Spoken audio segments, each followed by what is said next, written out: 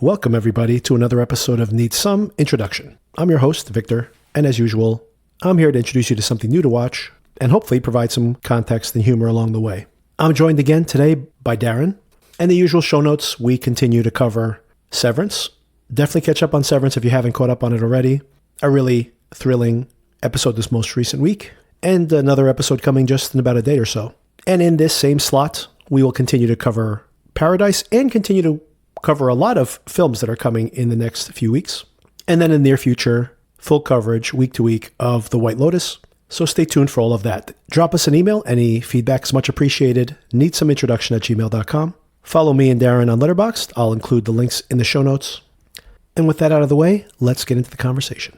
All right, Darren, I think we'll probably be spending most of the time talking about Paradise. I want to get your feel for these first four. Have you seen all four of the available episodes? I'm up to date, yep. A couple other things to mention. One is you told me you were caught up with everything you'd been watching, so you probably don't have a lot of time to spend on it. But for anybody who didn't finish off The Agency, I assume you finished the season? Finished The Agency, loved it. It definitely peaked at the end. Yes. Fantastic final episode. And the penultimate episode was interesting as well. It just set everything up, set all the chess pieces on the board, and then the final one brought it all together. So really enjoyed that whole series, and it kind of ends on a cliffhanger, but it's one of those ones that you're looking forward to the next series, but you also were happy that it was wrapped up really well. So yeah, really enjoyed it. Really enjoyed you guys recapping it each week. So yeah, looking forward to that one coming back. Yeah, definitely getting a second season of that. And like you mentioned, it's kind of a cliffhanger, but I think it's appropriate for this type of show where they're just obviously wrapping up this particular set of story, the instigating element, obviously of the spy disappearing behind enemy lines and how that resolves itself, which we won't spoil here. But yeah, I thought it was just incredibly smart, never held your hand and really makes you work to figure things out. But I found it really satisfying. And yeah, can't wait for another season. And like you mentioned, there's a bit of a cliffhanger, but it really just kind of is setting up the stakes for the next season, which I think, and it doesn't really tell us, obviously the stakes are high, but we're not sure how that's all going to play out. So if anybody is aware that this was actually is based on a French series, and season one was very close to season one of the series, and basically the cliffhanger is similar too. So I would just warn people, if you are planning to watch Le Bureau, which I think is available on Hulu, it's available in a few different places around the world. If you do want to catch up on it, you probably are going to spoil yourself, I would assume, on season two. At least, the characters are different and some of the dynamics are slightly different, but the plot itself seems to be very similar to the French show, at least so far. I will probably watch season one of the in-between seasons. I'll watch the French show just to, do a comparison, but I doubt I'll go beyond there. I don't want to spoil this show with that one, even though that's probably the better show. But you know what? I'm going to stick with the person who brought me to the dance, This one was really good. So I saw it on there and I was going to click play, but I feel like the first season of The Agency did it for me. So I don't feel like rehashing that story, even though the French one has amazing reviews as well. We'll see.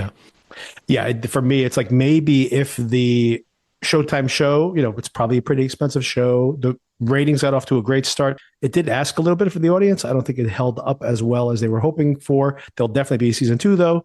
Potentially this doesn't last as long as the 6 seasons, I think it was, of the French show, maybe even more. So maybe I'll watch the French show if this one doesn't make it that long, because then I won't have to spoil anything. But I'll probably stick. Yeah, this will be my primary watch for sure. And I don't think they're going to take a really long time. It's not like a 3-year turnaround between shows. I think they're working on the scripts right now, is what I read in the Brotherworths, the brothers who write the show. They were talking about writing episodes for season 2. So I assume production will probably happen sometime this year, and we'll probably get another season. Probably middle of next year, I'd assume, probably somewhere around there. So I loved it. I thought it was terrific. Oh, that's cool. And in your recaps, you were talking about the director, Neil Berger, I think, of the last 2 episodes. Yes. Yeah. And he does one of my favorite films. It's a bit of a guilty pleasure, is Limitless with Bradley Cooper. And I think that film is great. I've rewatched it a number of times, and it's a fun ride. That's a fun fantasy, right? To be able to unlock your, it's like the whole fantasy of the nootropic movement, right? Yes. Yeah. unlock the potential of your whole brain rather than That's right. whatever we use 30% at the moment. Yeah, we should all use more of our brains, I think. Um, you also saw Severance. You saw episode 3 of Severance. Once again, let's not spoil that, but what a shocking turn of events, right? By the end of the third episode. It's great. It's great that it's moving because I think because it's so dense, it could have a potential of moving quite slowly through episodes. Yeah, like you say, it's appointment TV. Me and my wife are watching it, and things are happening. It's fantastic. It's great, apart from the whole goat thing, which I'm not on board. I don't know anyone who's on board with this. You know what's so funny about that? Like Sona, my wife was turned off by the goats. She's like, "Oh, how are you spending way too much time with the goats?" I tolerate it. I don't think it bothers me as much. I understand, like especially Ben Stiller. He likes his comic stylings. Have something more like naturalistic, and then he'll do the really weird type of comedies that he's done in the past. So I think these kind of outlandish things, which of course originated with the writer, not with Stiller, but I think that he wants the show to lean into it a little bit sometimes. But not only that, this is like the online conversation after season 1. Everybody's speculating about the goats. So I feel like they're feeding that subset of the fandom. But like to your point, I don't know anybody who is excited by the goat, plot lines. I'm like, all right, we got enough of that. Thank you very much. So hopefully we don't see too much more of it. Maybe this was just a way to keep that part of the audience satisfied. But I do worry the goats are going to be a bigger part of the story, I have to say. Maybe that they're working towards a goat payoff, which will make it all worthwhile. It'd be the craziest thing if the show pulls it off somehow at the end, like, man, the goats totally paid off. I don't think that's going to happen. For me, it's just like I think they need to minimize it as much as possible. But if you heard our recap of it, it was shocked that as the goat scene, as beautifully, designed as it was, incredible, set design, but as amazing and impressive and probably expensive as it was to shoot that and build that, I was like, I couldn't wait for it to be over. In an episode where every other scene in it was absolutely some of the best scenes the show's ever had. So it was kind of a weird combination of things. That's true. Yep. Yeah, I agree with that. Maybe we'll carve out a little spoiler section for Companion because I just want to bring it up for the fact that I hope you did like it. I didn't even track down if you reviewed it on Letterboxd because I was curious to get your reaction here in the conversation. This is a film that I intentionally, if I have any interest in seeing a movie, I'm just like, I don't watch trailers for it. And this is a film that I avoided trailers. And then last week, because it was tracking badly, they just started marketing this incessantly during all the football games. And I had not seen a single trailer for this film. And then all of a sudden, the entire thing was spoiled for me during the advertisements. But my wife, who went with me to see it, was unspoiled and had all the twists and turns. And so, what's your experience of having seen it as far as like the spoilers, and how'd you like the movie? I saw the trailer, and yep, the trailer spoiled it for me. And I think the poster even spoiled it for me, the poster that I saw. So I don't know how you could market this movie without spoiling it, to be honest. Yeah, that's true. And I liked it. It was a fun ride. It was a fun thriller, but I did have issues with it where I thought it could have gone more in depth in the relationship between the characters. So it's a bit of a harsh criticism that I wanted it to be something different. I wanted it to be more, and it could have gone more in any number of ways. Yes. But as a fun thriller / horror, it delivered really well. Yeah, I thought the script was really smart. The funny thing about it is, as I was watching the film, when they're literally trying to mix at least 2 completely different genres and 2 different plots into one film. As I was watching it, I was like, I'm appreciating the twists, but I don't know if this film is going to work for me. And that was my opinion, maybe a third of the way through. And of course, having known the twist, I don't have the pleasure, the jolt of the twist. So it doesn't get me over the hump early on. So I'm aware of what they're doing. I think it's very smart what they're doing. And then I'm like, I don't know if they're going to be able to pull this off. And I was kind of surprised that it worked as well as it did for me by the end. And I do have complaints as well, especially towards the end as to how they resolved some of those plot points. But overall, I thought it was so much fun. There's a lot of twists in it. Anybody who's afraid of, if you've seen the trailer and you know the main twist, if that's the whole film, there's not. There's like a whole bunch more twists in that movie. There's like twists coming every few minutes. Maybe too many twists, actually. But it's a blast. I thought it was a blast, and really smartly written and made for apparently very little money when you consider how isolated it is and how limited the cast is, etc.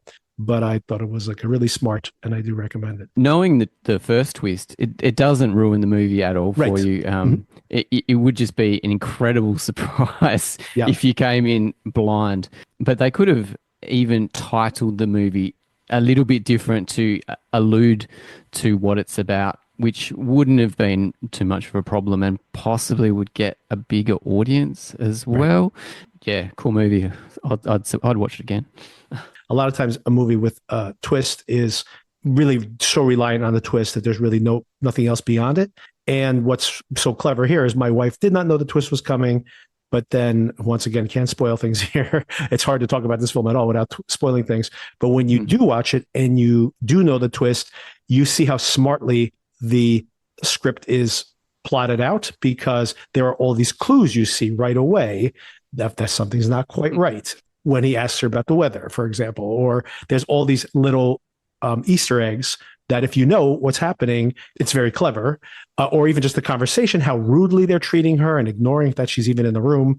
And then you kind of understand what's happening later on. And anyway, so it's clever in what it's doing there for sure. And it doesn't ruin the movie. You're right. It does not ruin the movie. The film is written in a way as if they assume you will know what the twist is and you'll still appreciate the film. So I think really talented folks. Some of the performances are absolutely fantastic. Sophie Thatcher is terrific again. Jake Quaid. Jack Quaid. Jack. Yeah. Such a punchable face. He's horrible. This is what he plays now. These are just the roles he plays. These incel punchable kids. I quite like him in The Boys. I think he's not bad, but in this one, jeez. I've started to want to punch him in the Boys too, but at least he gets to play a hero there most of the time. And it's laugh out loud funny as well, which I love laughing in the theater. It's a great experience. Oh, when she starts speaking German, that whole sequence is incredible. Yeah, a lot of fun. All right. Also, a lot of fun is this series. Are you still hanging in there at episode 4? I'm hanging in there. Yeah, I actually really liked episode 4. Episode 3 was a bit of a downturn for me. 2 was great. And so the way they're doing it, each episode is named after one of the key characters in the show.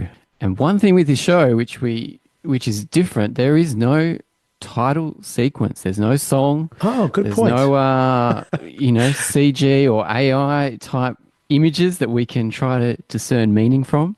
It just has the title of the show and the title of the episode, which is refreshingly different, perhaps.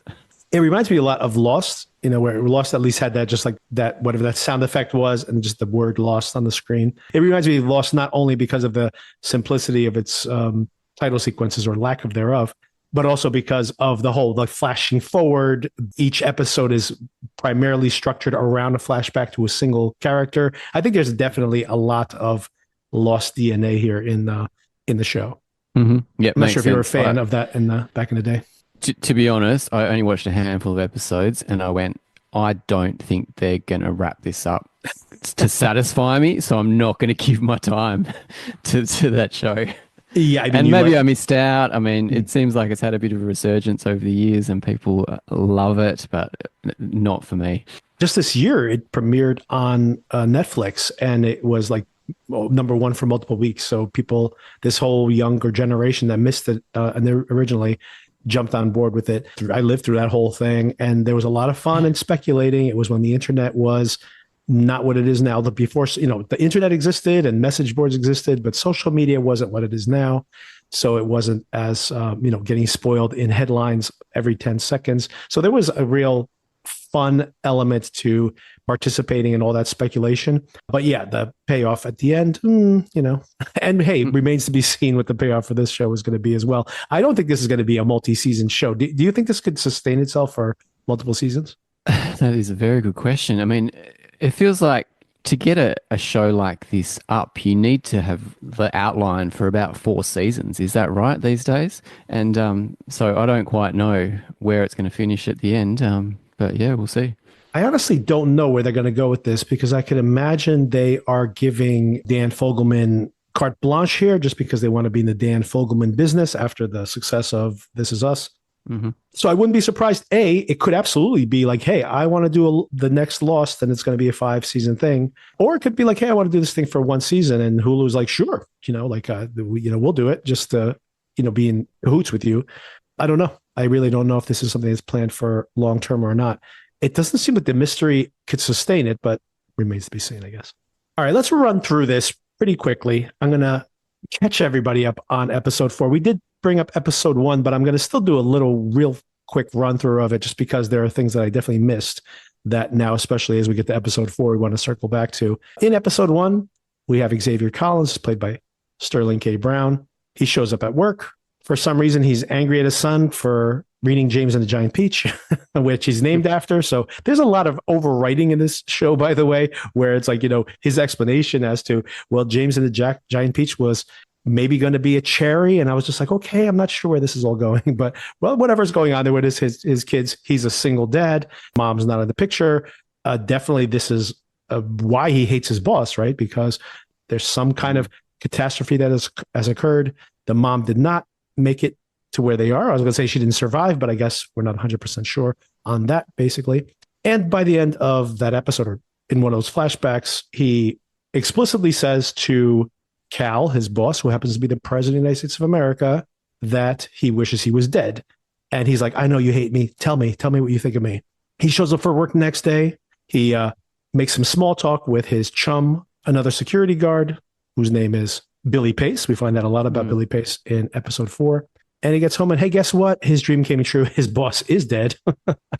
We find out that he's from Kentucky. He's this kind of like good old boy. Aw, shucks. Kind of like a George W. Bush, like, I'm too dumb to do this job, but I'm a good old boy type thing. But he's supposed to be like a Democrat. So maybe more like a Clinton figure, or maybe like a combination of both of those. He loves college basketball.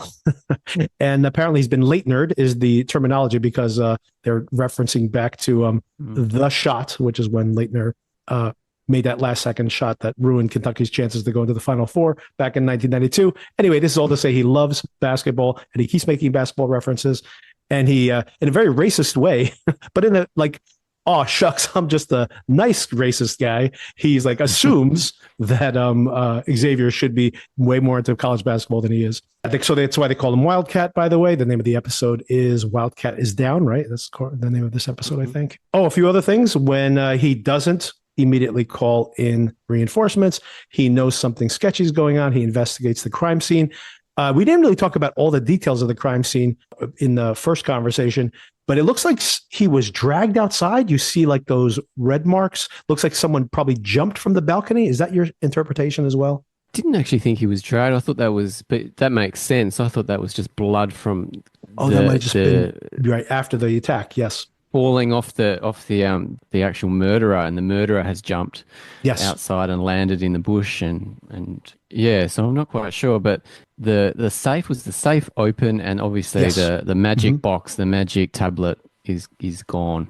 There is a cigarette pack that he's been carrying around in that first episode. Every time he's talking to him, basically smoking cigarettes, Xavier says to him, that's going to kill you one of these days, and he like points at the cigarette pack and he says, what's in here is gonna kill me one day. Get it?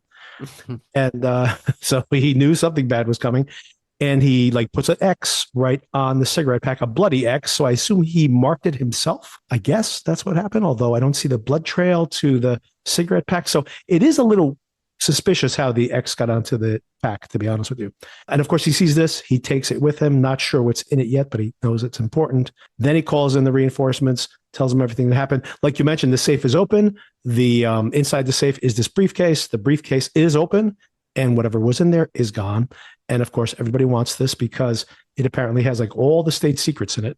And then when they're reviewing the videotapes, they see a few things. One is that the head of security, Xavier's boss, Agent Robinson, she was sleeping with the president. So that's a little suspicious. Everybody's, like you would expect in a murder mystery, everybody's like in that White House at some point the night before. Xavier, and the tape has been modified. Looks like somebody paused the tape. It looks like Billy's sleeping. We'll find out more details about that in episode 2. And then, of course, at the end of the episode, Xavier runs up the street, pulls a cigarette out of the cigarette pack. There's an old, dried out cigarette. It's probably been in there for a long period of time. And it has a number on it, which is 812092. Any idea at all what this number might mean? Just thinking now, maybe it's the code to the tablet, to open the tablet.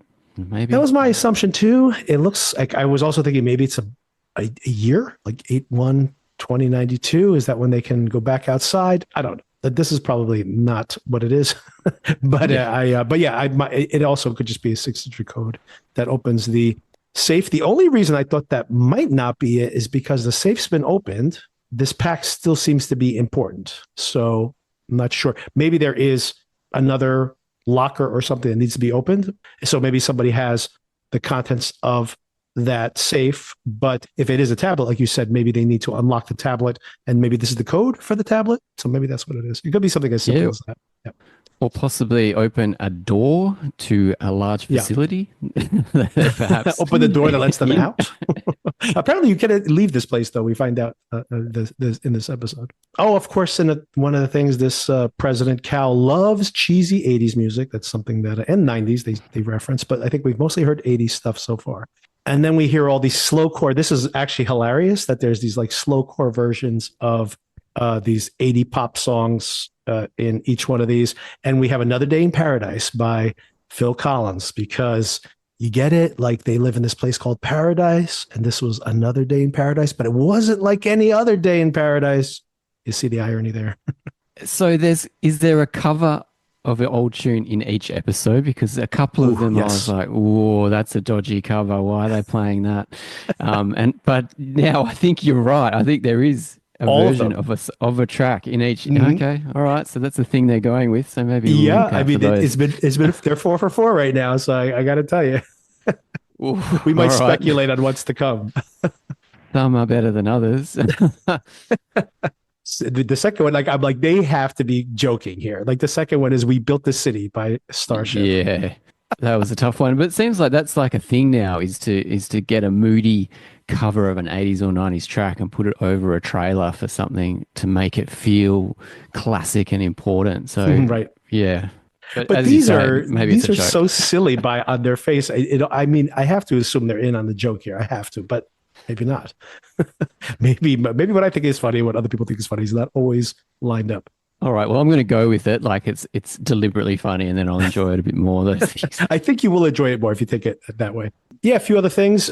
He did take a bullet for Xavier. That is, took a bullet for Cal, and that's like kind of got him this invitation to come to this place. And we also see in the flashbacks during when the assassination attempt actually happens, there's been some kind of large scale construction in Colorado for a long period of time. People are suspicious about it, conspiracy theorists and more. And they probably have a reason to be, considering what was being kept from them, although we don't know the details of it yet.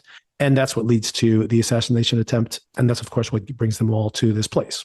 With episode 2, this episode was called Sinatra, right? It was just called Sinatra. Mm. And this, of course, really is Samantha Redmond. Episode. Yeah, this is a great one, and an emotionally powerful one as well when you see how things turn out with her son.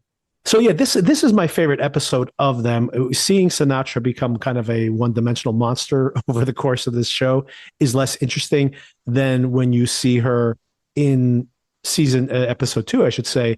And she really seems like she's almost accidentally found herself in this position. We find her discover her, in flashback in the day that she becomes a billionaire selling her cloud storage company. She meets her husband at a bar and picks him up with, I'm a billionaire, have sex with me. And he's like, sure. Okay, let's do it. And it's a compelling opening line. That's a great one. Yeah, exactly. I'm like, she's probably just playing me, but and she seems to just be enjoying her wealth. And then her son dies unexpectedly.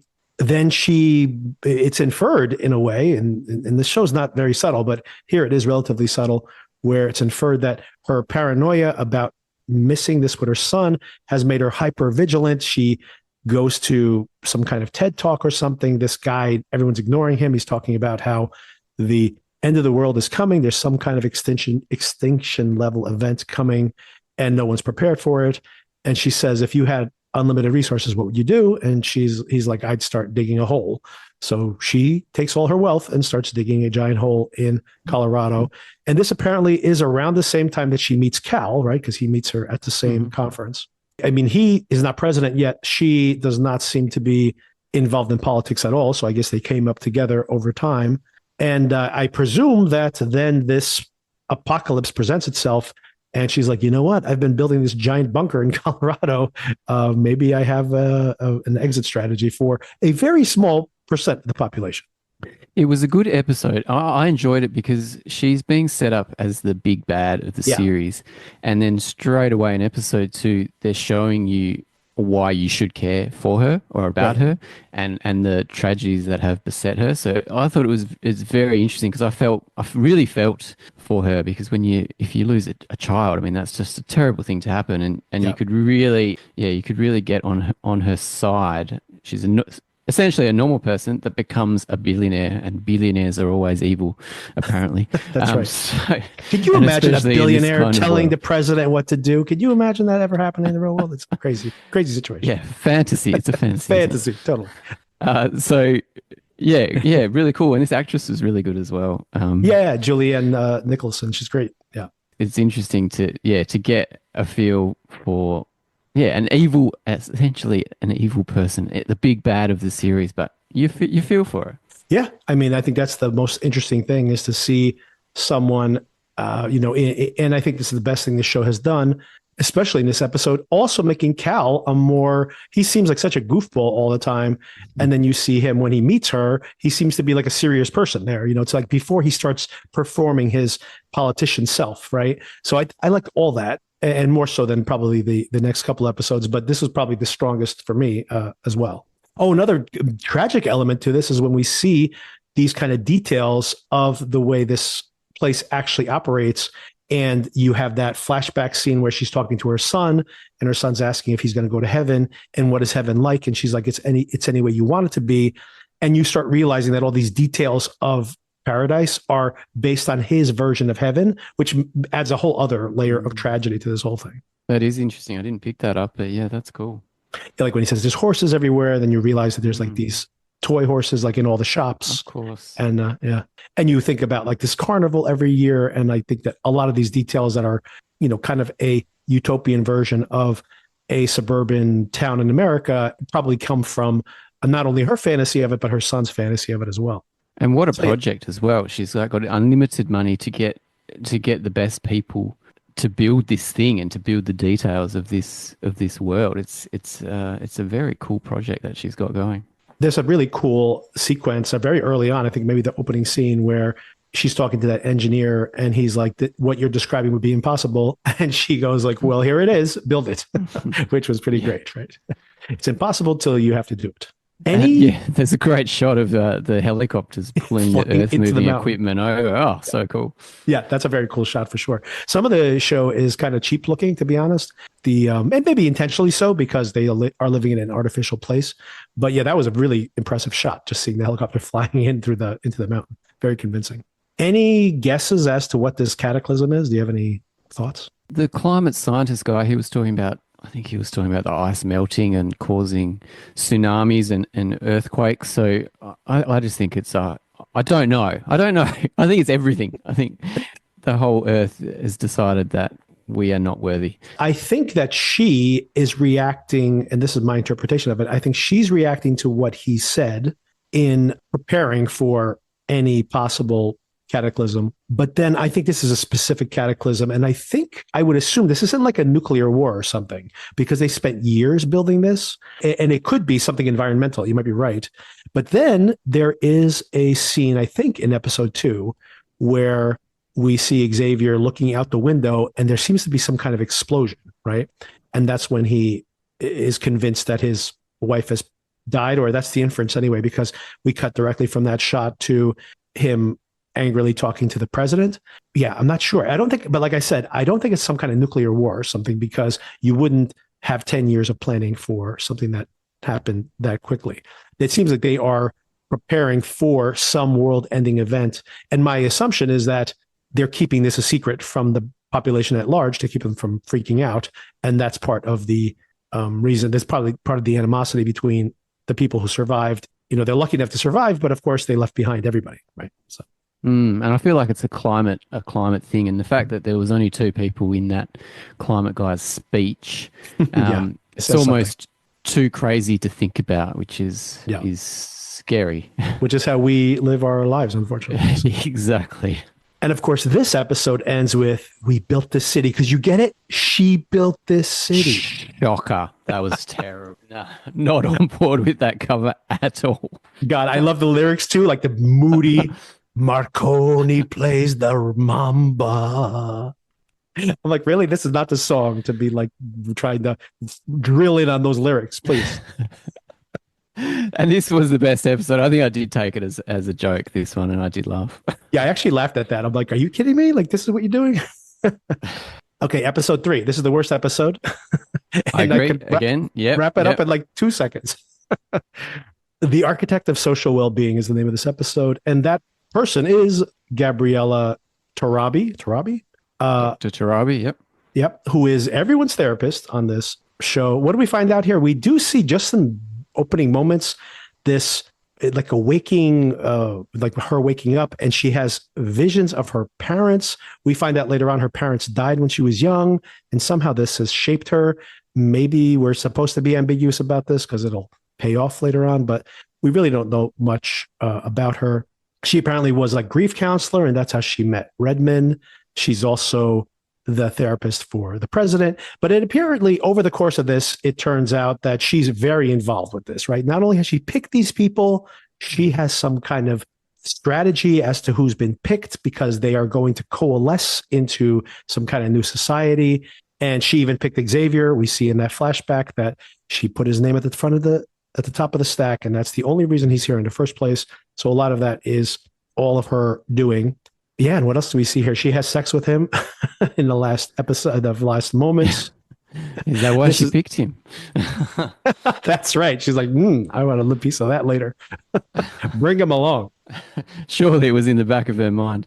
And that's the most interesting thing, is that this one person, it's her job to pick everybody and to create this puzzle where everybody either gets on or doesn't get on or just has a role in this society. And I don't think it really dug into why, or was interested in why, which I was interested in why she would pick all these people.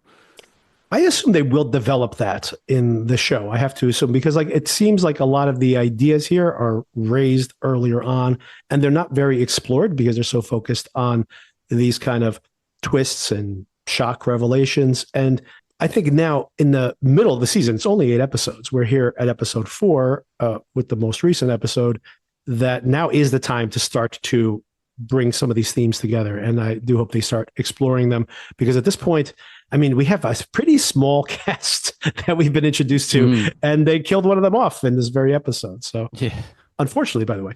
Oh, a couple of things that happened there too is just that Presley, Xavier's daughter, and the president's son are getting closer and closer. So that's something that's happening here.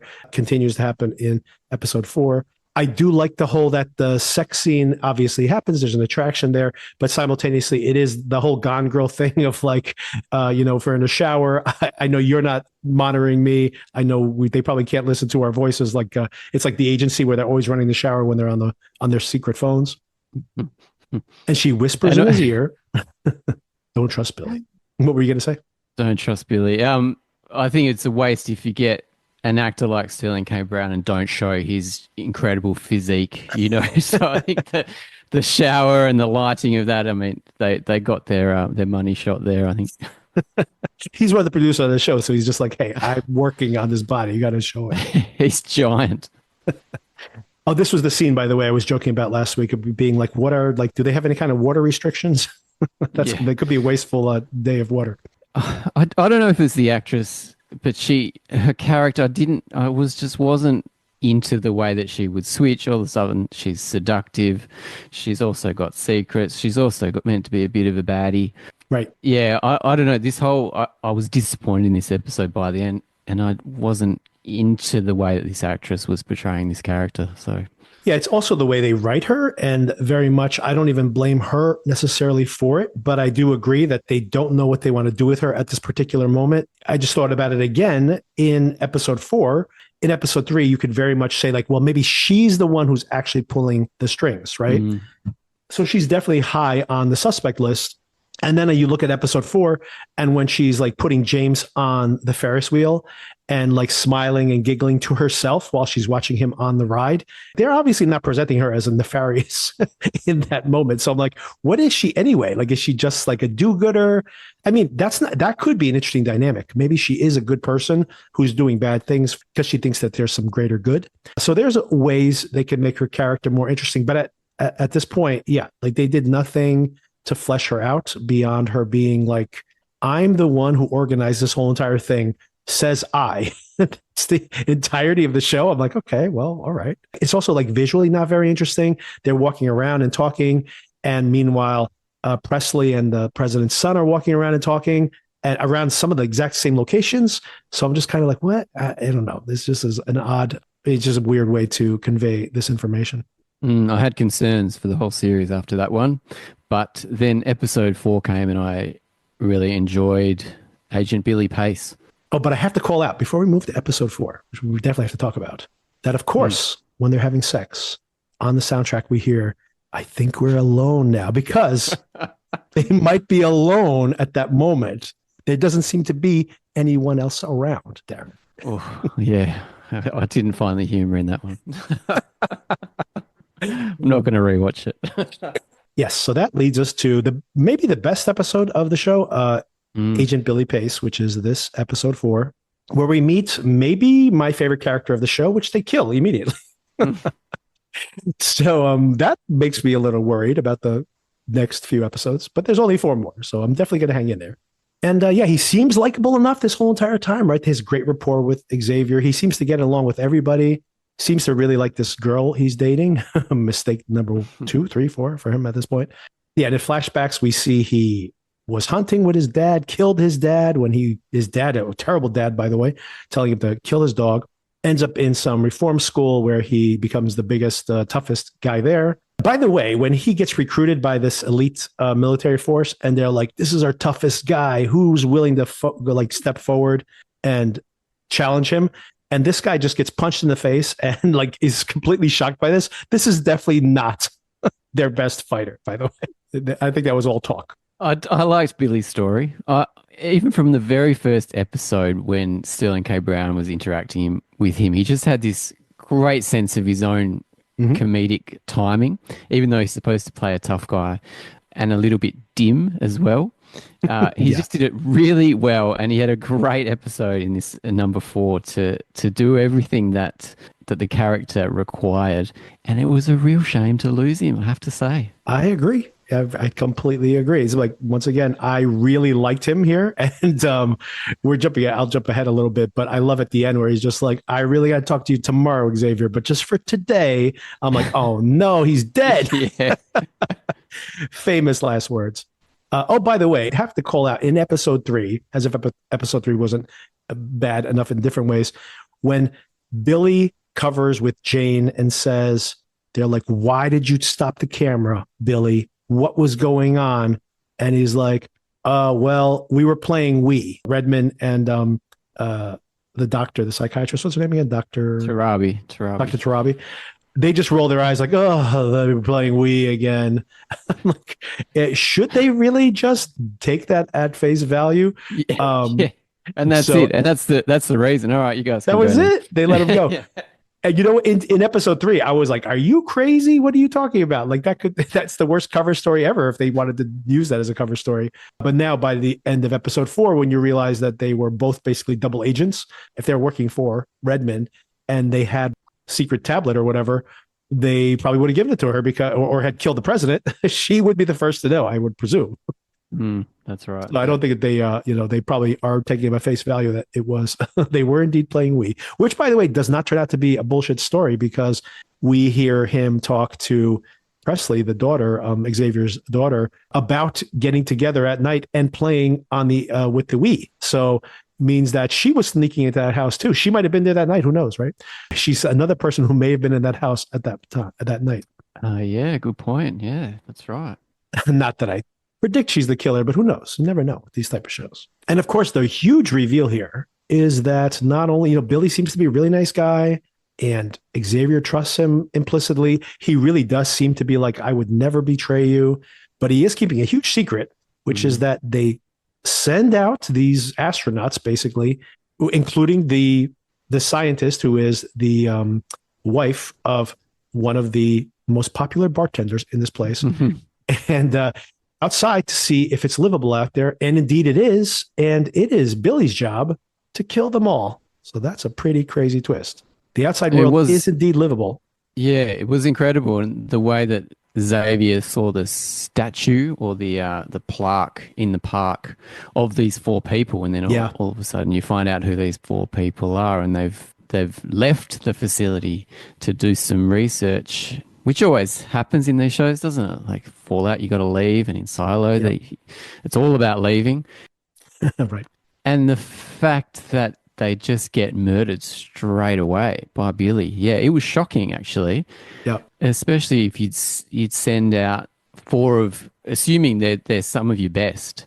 Right. So why did you send them out to get killed? You could choose anyone to go out there and discover what's out there, but maybe they were killed they obviously killed for a reason. And I don't think it was just to say that the outside was a little bit livable or potentially livable. Yeah, I assume that they were expecting them to find that it was less livable than it was, and they wanted to make a good faith effort. And my guess, this is all speculation on my part, that the risk there is that it was livable. And even if it's terrible, even if the chance of survival outside is really not great, that all those people inside are going to want to leave. Not all of them, but a lot of them will, because they're going to be like, well, I have to find out if my family's out there. I have to find out if our friends are out there. We need to rebuild now. If there's people out there suffering, we want to help them. And in a way, she's probably deciding for them that she doesn't want them to have to make that decision. So she's just going to be like, nope, we're going to rebuild society right here. And she doesn't want that to be made public knowledge. So that's my guess as to what's happening. I don't think she's trying to kill these people off. Is that how you read that, or do you have a different theory? I just don't know why you'd send four of your best people out there. Yeah. You could send like one soldier to see what's up. Yeah, if you already know what the result is going to be, and then just get rid of them straight away. Yeah, I don't know. Oh yeah, in the main plot, there's this annual carnival that's happening. Billy and Jane's very excited to go, apparently, although that's all a ruse. They're still going to have the carnival, even though the president's just been murdered. Interesting. They'll have another murder on the dockets tomorrow, although I guess they'll cover it up as not a murder. James finally rides the Ferris wheel. Cal's son gets to perform Every Rose Has Its Thorn, which, of course, gets played twice in this episode. He plays it, and then we get another one of these covers at the end. Oh, yeah. Smooth sounds of poison. So, yeah. So, as you said before, the children are getting more and more screen time. So they are becoming more major characters in the show. So, yeah, we've got to think about where they fit in the whole conspiracy. I can't imagine they would actually, I mean, someone might know something, like maybe his son was there and saw something. Maybe he's the one who marked the cigarette pack, or his dad told him to, something like that. So maybe that's possible, but I don't see them as being involved. I was about to change my mind there. I was going to be like, imagine, given my theory that the son was there, what if she was there also? We're playing Wii that night or something, and they came upon Cal's body, and then she escaped. But she seems like she's playing it way too cool with her dad. If she knew, like that first breakfast they have, that if she knew that he's about to walk into a murder scene. So I take all of that back. And just as an aside, has Dr. Tarabi thought about like the next generation or the next few generations? I mean, there was a scene where they talked about DNA, and they said, well, we've only got DNA testing equipment just to make sure people aren't cousins. So is she thinking long term about breeding between all these different families to see where that goes in the future? And maybe the Xavier's child and the president's child make a good match. I don't know. And yeah, I would not be surprised at all if we find out there's some kind of DNA screening for repopulation for sure. So by the end of the episode, Billy goes and threatens Sinatra. Not a good idea. Not a good idea. And he's just like, if you send someone after me, make sure he's bigger than that other guy that I kicked his ass in the flashback sequence. And no, she doesn't send the biggest MF in the world. She sends the smallest one, apparently. And it's Jane, who is cold as ice when she's just, I mean, she's not only like reluctantly kills him, she's just like, I'm doing this to you. I'm like, damn, this girl's cold. Not fun, but a good little twist. I feel like, is Billy gone for good? Maybe we'll see him. There's flashbacks left, right, and center in this show, so I feel like we'll see him later in flashback, yeah. Yeah, but unfortunately he's gone, and Xavier's going to need a new best friend. Yeah, and who's left? We haven't not been introduced to many people on this show, and I don't even know how the dynamic breaks out after this. Just to wrap that up, he's murdered by funnel cake. So apparently she dosed his funnel cake. That's it. He's toast. So we're halfway through the season. So there's only 8 episodes of this show. So halfway through. Who would like to some of the points you were making? I don't even know, and I'm a little worried about this. I kind of liked the dynamic that was forming between these characters, and taking Billy off the board is a big problem because it's like now where we have Xavier and he can't hang out with Redmond. He probably shouldn't trust, I forget her name again. Tarabi, you can't remember that name. She's that uninteresting a character. That's how uninteresting she is. Yeah, Tarabi. And we do see in the coming attractions that it looks like he is teaming up with his boss. So maybe he now trusts her, but it is such a small pool of folks. I don't even know what the dynamic is going to play out. They introduced us to 4 different people and they killed one of them. So it's like, okay, well, now we got 3. Yeah, that is interesting, isn't it? Maybe they're relying on these flashbacks to do a lot of the heavy lifting for the story. Yeah, at least they're all still alive in the flashbacks, which is good. Oh, by the way, the next episode I'm pretty certain is going to be the final days of Cal, because in the flashback we see him. He's getting really erratic. The son is giving a eulogy, being like, those last few days there was something wrong. And we see him also telling Redmond that he's going to tell everybody, I'm the president. So I'm like, that's famous fat last words too. Although I'm pretty sure Redmond was not his killer. So in this particular regard, she's not the murderess, but she has murdered a lot of other people though. This is what happens when you give women too much power. Oof. I think my mic's cutting out. That's a joke, everybody. That's a joke. I did think, just as another aside, sorry, I did think of another show just to change tack. Did you ever see that show Under the Dome? Yes. Stephen King adapt. Yeah, I read the book, which I quite enjoyed, apart from the ending or, the reason why they're under the dome. But the TV show, I think I watched the first season. It was actually quite good, and it is similar to this kind of thing, although they had heaps of characters. So there was so much to do and so many stories they could jump to, and it was very typical Stephen King. That's a very Stephen King thing, where he's really putting a whole community under the microscope in his stories always. Yeah, so it did make me think of that. And also, funnily, one of my kids wanted to watch The Truman Show on the weekend. Oh, wow, yes. And I was like, yeah, great, let's watch that. It's a good film. And so another film set in a studio in a created environment. So yeah, there's a whole genre of these things. Oh, absolutely. That's a hard one to compare to because that's such an excellent film. True. They're all very different, yeah. Remaining questions, so many of them. And we already touched on what is the world-ending event. You speculated was probably some kind of climate disaster. I'm guessing meteor. That's what I'm guessing. Because I saw an explosion outside that window, but I don't think it's a nuclear bomb. Okay. Let's go. That's a good one because you can time that pretty well as well. Now we talk about Armageddon or what's the other one? Deep Impact, where they're trying to get underground, right? So they have underground cities built and the people are trying to make it into the mountains. So that's right. I think I prefer Deep Impact to Armageddon. in that battle. I love it. I mean, Armageddon is so hilarious. I love when they blow up the meteor at the 11th hour, in the very last second, and it splits apart and goes around the Earth. It's pretty sure the Earth would be donezo no matter what if you're blowing it up 4 feet away from the Earth. Okay, why didn't Xavier's wife make it to Colorado? Do you have any speculation? Yeah, good question. she didn't make it on the plane. So she was either deliberately held up or She was on a list, so but she she couldn't was make on it the back. list. Yeah. Okay, so all right, so you're saying there's a bigger conspiracy there. So someone made sure that she did not make the plane. I don't know though. Uh, I don't know if she's that important. Maybe she is because we don't know anything about her. So maybe she was. I was thinking it's just possible that she just didn't make it. Like, that they didn't give Simple enough. as that.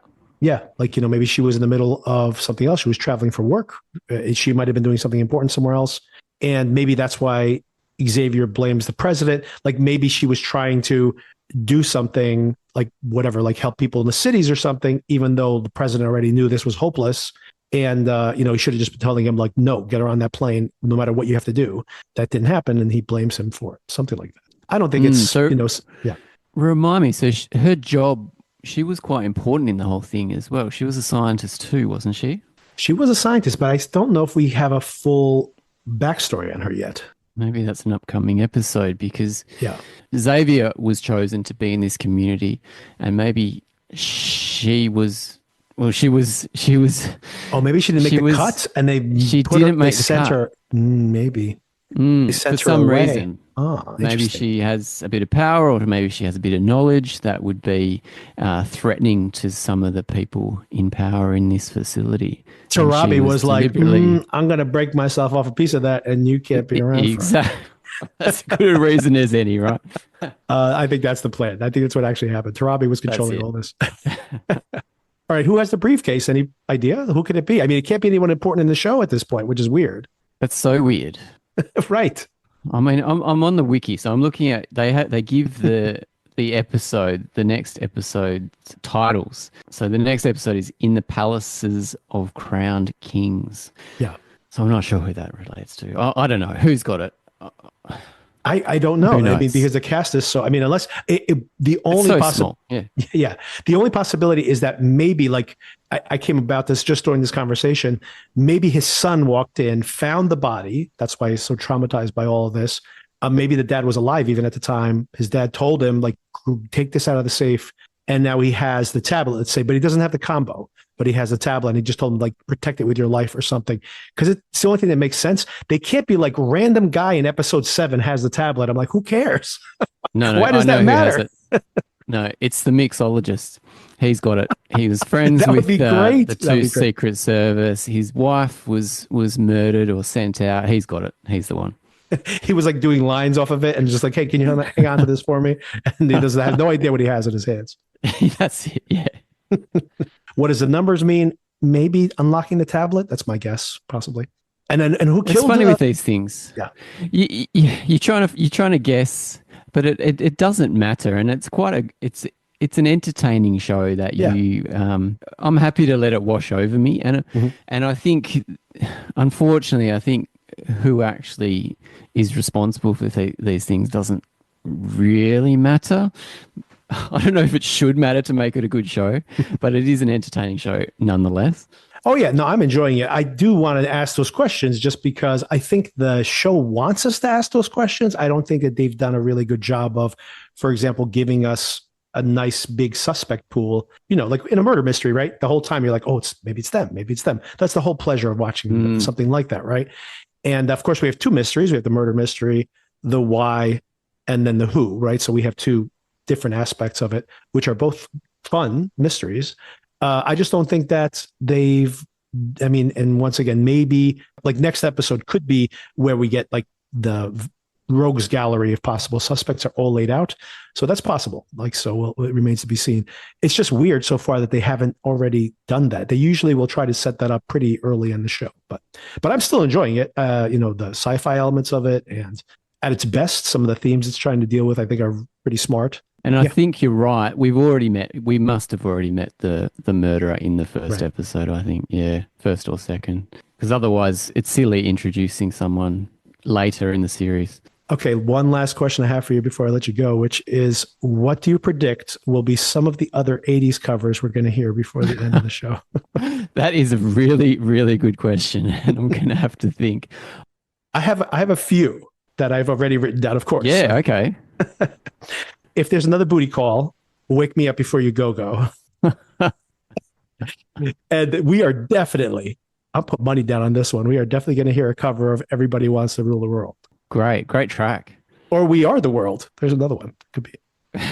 Well, yeah, that could be the last episode. We Are the World. Oh, that's cool. That's a fun guessing game, actually.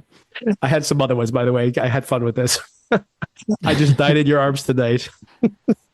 Brilliant. Yeah. Keep going. She blinded me with science. Wow.